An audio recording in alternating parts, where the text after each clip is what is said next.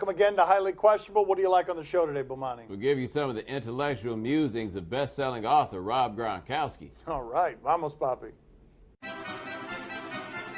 If you were a promising young football player, would hearing Antwaan RandleEl regrets make you reconsider your career? That doesn't tend to be how football players think. They think differently than the rest of us. We know there are consequences involved here, and many of them like the idea of collisions. Here's what Antwaan RandleEl told the Pittsburgh Post-Gazette. He's since backtracked a little bit on the Dan Patrick Show, but he was suffering some memory issues, having trouble getting downstairs. He's 36 years old, and keep in mind, this is not a guy that you associate with getting hit a lot. This is a guy you associate with avoiding the hits, but most people in the sport, the mentality is not articulated this way, Bomani. Most of them say, I would do it all over again and again, even knowing the consequences. Yeah, but there's one major difference between Antwaan RandleEl and most of the people we're talking about. He's discussing football in the presence of another option. He's talking about football when he had a chance to go and play professional baseball. Go look at Jeff Samardzija. He is an average starting pitcher. This contract he's got now, he'll make more money than Calvin Johnson's made for his entire career. That's why Jeff Samardzija made the call to play baseball. If you've got an option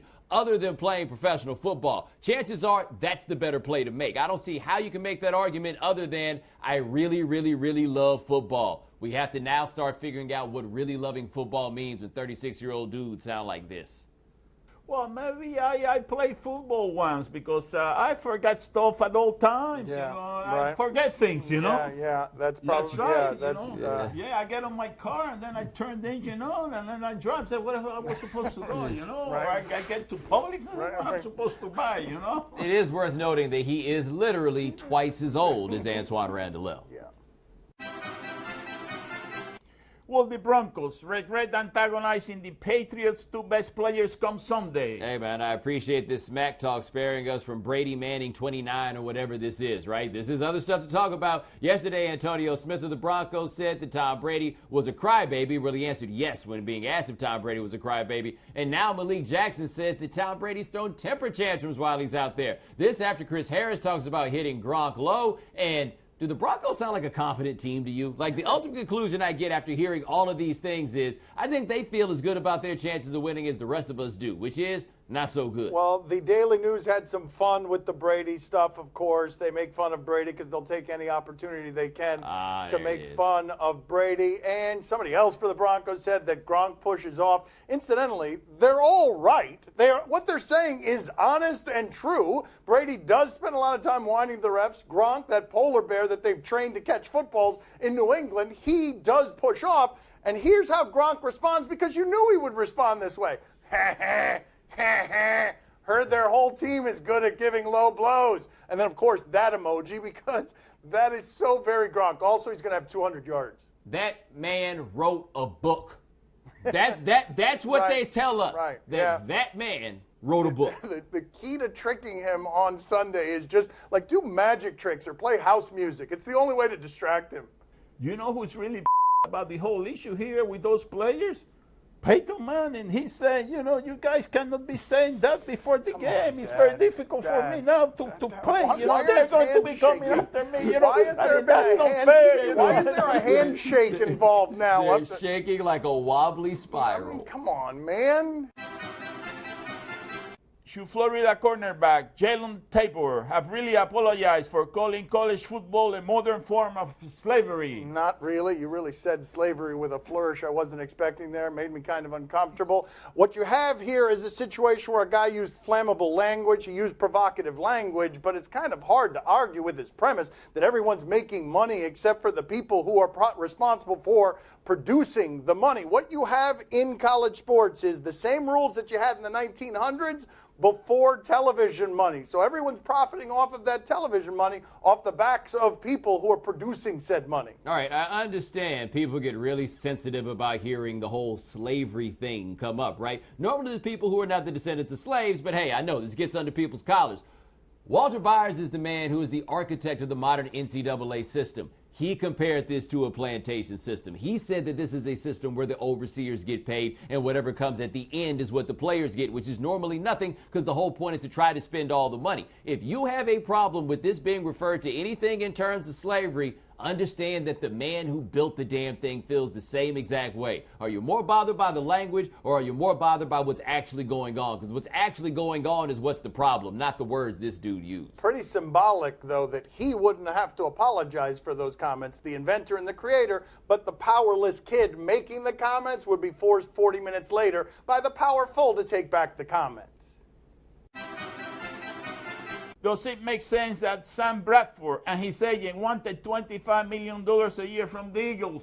Yeah, that really happened. Tom Condon, Sam Bradford's agent, according to Jim Trotter of ESPN, told the Eagles over the offseason that he wanted $25 million a year to come back and play for that team. I'm guessing that Tom Condon just wanted to see if those guys were suckers. That's the only way that you could do that, because even in this quarterback-starved league, even in a league where it looks like Kirk Cousins is going to get $17, $18 million a year, that's not a league where Sam Bradford could really walk in and say, you know, I actually deserve to get paid more than Kirk Cousins. When I can't say that you deserve to get paid more than Kirk Cousins, you can't be asking for no $25 million a year. But the question is, does it make sense that Bradford and his agent wanted that much? Yeah, it makes sense that they wanted that much. It seems insane that anybody would give it to them, but they reportedly turned down $18 million a year during the season. And while Sam Bradford wasn't great during the season, he was healthy during the season, and they were offering him contracts of evidently $18 million when he was merely okay. None of us look at this and say that he's worth this. But given the lack of quarterbacks throughout the league, I don't blame anybody for asking for everything when it comes to quarterback money, because somebody might give it to you.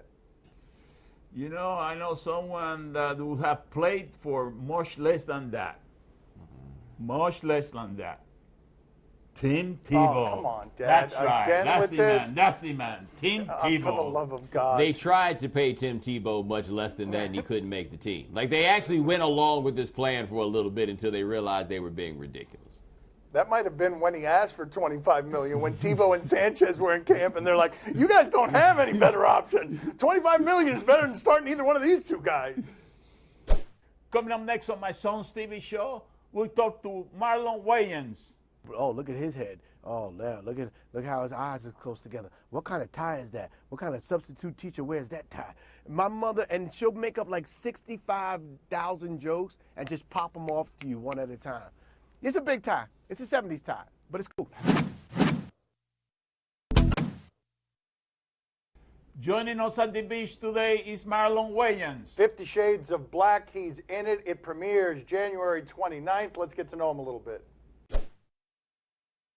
Marlon, can you give us the most legendary Wayans brother fight story in the history of the family? Like, who did it involve? What were the details? Oh, the most legendary fight story between each other, or are you talking about with other people? Well, however you want to tell it, Well, but I I was remember thinking between the brothers. I remember my brother Sean was fighting Paul Baum. And see, in my family, if you fight one, you literally fighting them all. It's like a gang of roaches or a gang of like ants on honey. So Paul was fighting Sean, and Paul was bigger because Sean was quick because he only had cereal with like sugar on it. So he was fast for the first five like punches. Then Paul grabbed him and slammed him on the ground. And then I punched Paul in the face. My sister kicked him in the back of the head. And Paul was like, wait. It's like fighting an octopus. How many hands do you got, Sean? So we was good for jumping people. Among the brothers, who is considered the funniest? Like, is there consensus on that one? My mother. Really? Hands down. My mother is hilarious. Only when you make her mad. I dare one of you guys to my mom off.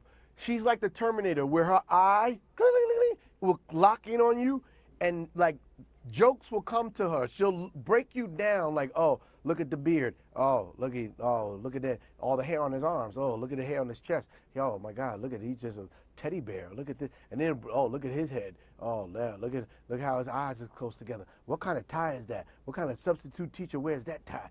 My mother, and she'll make up like 65,000 jokes and just pop them off to you one at a time. It's a big tie. It's a 70s tie, but it's cool. It looks like It was way better like the last it's like time a somebody substitute talked principal about my tie. tie on this Mr. show. Wayans, That can you was please much more come to the principal's pleasurable office, than please?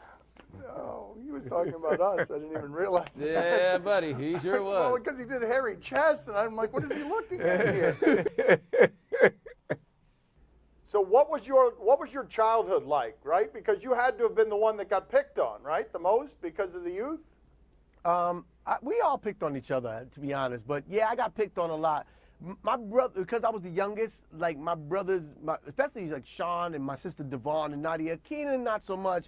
Damon, even though he's like way older, Damon was bad. Damon, you don't want to ask Damon for money. He always had some little objective he wants you to do. You want $1? Here's what you gotta do. I'm gonna wipe my butt with this dollar. And I want you and Sean to fight to the death. Whoever wins and lives gets the dollar. What the hell? Right. He's so dark. Can you tell us what the career struggle looked like? Like, when was it hardest for you to chase all of this? When it was hard for me, the hardest it ever was, I would say, after we all left in living color. Because I had $700 rent and I had $600 in the bank. And if you ever try to live on $100, it's no fun. It's scary. Like, robbery was in my mind. Like, you know what? If I could just rob that dude of that blue shirt, I could probably slang that thing. Like, you literally sit there and go, if I could just. And so that was a hard time for me, but it motivated me to do stand-up, and it motivated me to start writing. And in my head now, I just go, I lived poverty for 19 years of my life. I don't know if I ever want to go back there. And then people go, why you work so hard? I don't ever want to think bad thoughts about, if I was to rob you of your blue shirt, I don't want to think like that no more.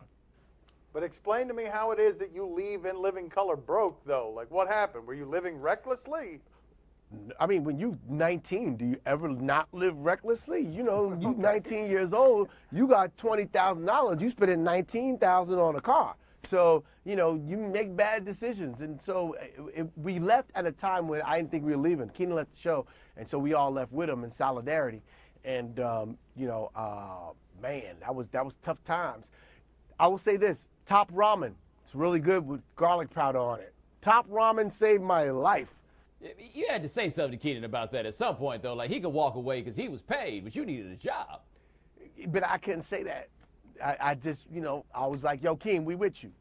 And he drove off in his beautiful Mercedes-Benz drop top and went into his home with all the food in it. Now, don't get me wrong. We was at Keenan's eating a whole lot. Like, every day we knock on the door. Hey, Keen, me and Sean, we here for some dinner. What's up? And he cook us dinner and stuff. It was good times. I like your shirt. Thank you. Thank you very much. He gets the compliments. Dad gets No, the but compliments. that's nice. I mean, it looked like he got it straight out the bodega owner. Like, give me that. Yes, that's right. Got a hell of a deal on this shirt. Yeah, $9.99. Let's go. What do you got for him, Poppy? Yes, Marlon, what is the most embarrassing moment you have had in a movie set? The most embarrassing moment I've had on a movie set, actually the most embarrassing moment of my life happened at the Emmys. My brothers made me wear this, told me to wear this, there was this little suit, and I didn't have money to buy a big suit, so I was like, guys, let me wear this little suit, because they was like, no, we're all dressing up really nice. I was like, I don't have the money to buy a nice suit. They was like, well, find a way.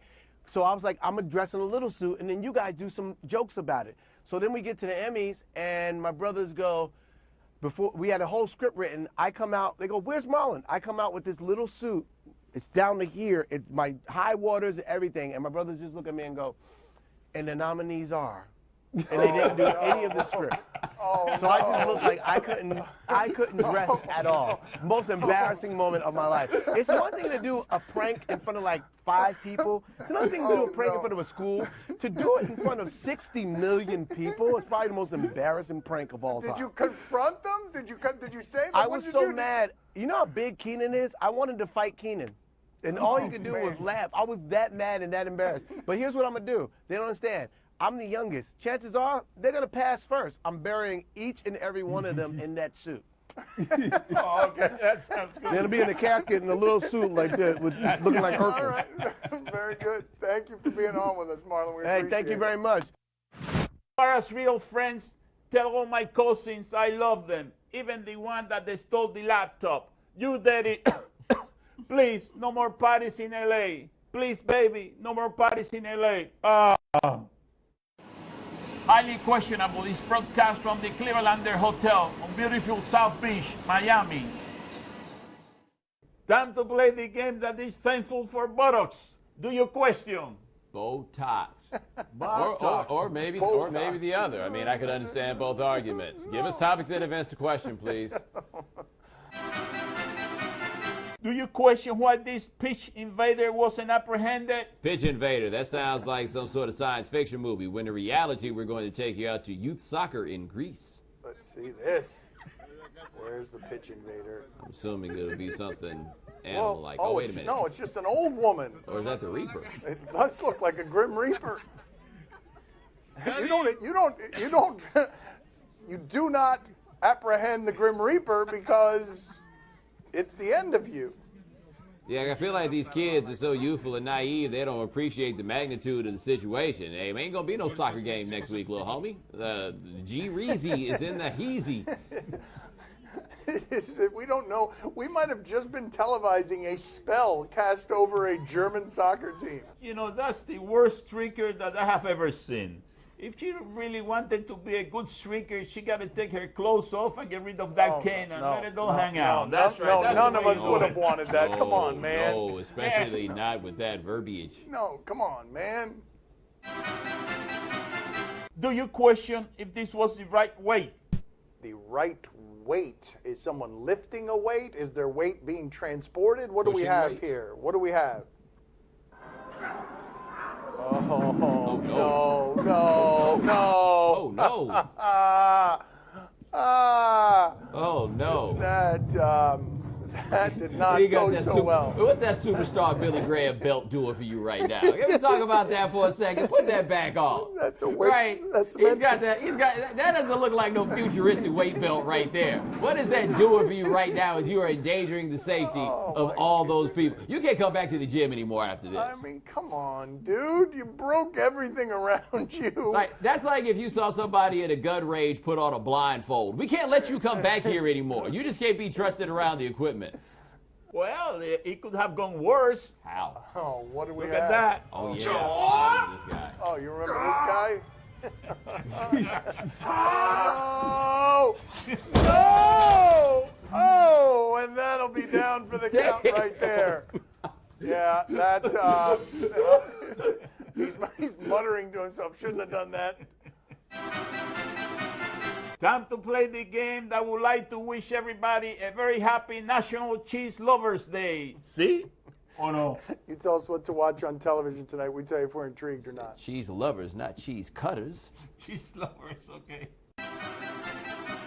On the Yes Network, Cavs and Nets. No, thank you, but you want to make a big deal out of some Kevin Love comments? We did a little bit without hearing them yesterday. Now you can hear them. How did it sound? What was the tone? Let's make some male soap opera out of this. Yeah, I think they're the better team right now. We definitely have a lot of things to get better at, and that's going to take a lot of guys looking themselves in the mirror, and it all starts with our leader over there, and he's winning his own day. Oh, wow. Wow. It was worse than I thought it was. It all starts with our leader over there with an eye roll. Bomani, are you intrigued? I hadn't seen the eye roll. Like, I'd heard the audio, I hadn't seen the eye roll. You can't talk about looking in the mirror and then start with somebody else after you scored 5 points. I'm just telling you now, even if you're right, you can't do that. Poppy, are you intrigued? Oh, see, I'm very intrigued. I don't care what Kevin Love says, because he knew that this was going to happen, that he was going to be the third wheel in that team. But the Nets now, they got a new head coach, Tony Brown. And he has a playbook that nobody has ever seen yet, So you can expect the Nets to do something tonight in New York. Brooklyn, New York. All right, nobody has seen the playbook because it That's doesn't right. exist. Tony Brown doesn't have a playbook. The hell is Tony Brown? Really, though, who is Tony Brown? Who is Tony Brown? Oh, Tony Brown. And then that you'll never forget, Tony Brown. What do you mean I won't forget Tony Brown? That's the easiest name to forget I've ever heard. On Bravo, Newlyweds the First Year. This is intriguing. Let's see how intriguing. Tell me why you're here today. We just got married a month ago, and we just got back from our honeymoon. So it's a little odd that people come back from a honeymoon and jump right into therapy, and so I'm kind of wondering what's going on. I almost called the wedding off before we got married because Adonis revealed to me a couple days before the wedding that he cheated on me and he also previously slept with 14 prostitutes in Brazil. That's some pretty devastating news to get right before a wedding. Yeah. Yeah, I just felt like that before the wedding she should know that stuff. You felt it was important Yeah, that she know everything about your history before she enters into a marriage with you. Yeah. Do you think when he confessed to you, he told you everything? Honestly, no. Oh man, I want. I mean, 14 prostitutes in Brazil, man. Bomani, are you intrigued? What do you think he left out? I mean, yeah, 14. He told you about the 14 prostitutes in Brazil. There's more. What do you think he left out? Because maybe he did. But if you think he left something out on top of the 14 prostitutes in Brazil, yeah, we got a trust problem. That money's gone. You don't have to go through the wedding. Yeah, Poppy, are you intrigued? Oh, see, I'm very intrigued, but that's the reason I have always avoided those type of encounters with the head shrinker, you know? Because I'm telling you something, you know, I just can't go through that, you know what I mean? That'll be the end of the journey for me, you know? I think he meant shrink. He made that guy a voodoo doctor. Yeah, just to be clear, the head shrinker is the therapist. Yeah, that's right. That's all the time we have for today. Thank you for watching. Check out 2 radio shows on ESPN Radio, 10 to 1 Eastern over here, 4 to 7 Eastern over there. Thanks for watching. Gracias. See you mañana. I always wanted to go to Brazil. Yeah, now more than ever. Especially during carnival time, you know? Carnival. One of the floats there, Yes. you know? Yes.